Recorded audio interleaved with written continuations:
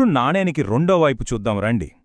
ఎందుకంటే ఈ నెలలో కొన్ని అద్భుతమైన అవకాశాలు కూడా ఉన్నాయి. మరి ఆ మంచి విషయాలేంటో, వాటిని ఎలా సద్వినియోగం చేసుకోవాలో తెలుసుకుందాం. ఇది ఖచ్చితంగా మీకు ఉత్సాహాన్నిస్తుంది. ఈ నెలలో పరిస్థితులు ఎలా మారుతాయో చూస్తే ఫస్ట్ హాఫ్లో అంటే మొదటి 15 రోజులు కొంచెం అస్థిరంగా అనిపించొచ్చు.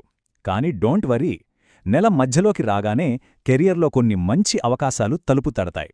ఇక నెల రెండో భాగంలో అయితే సంబంధాల్లో సానుకూలత పెరుగుతుంది, ఒకరినొకరు బాగా అర్థం చేసుకుంటారు. అందుకే అంటాను, మొదట్లో కాస్త ఓపిక పడితే చాలు, అద్భుతమైన ఫలితాలుంటాయి. ఇక పాజిటివ్ విషయాలకొస్తే కొన్ని గుడ్ న్యూస్లున్నాయి. ఒకటి, ఆదాయం విషయంలో ఇబ్బందులే ఉండవు, చాలా స్టేబుల్గా ఉంటుంది. అంతేకాదు, ఎవరు ఊహించని విధంగా రహస్య మార్గాల ద్వారా ధనం చేతికందే సూచనలున్నాయి.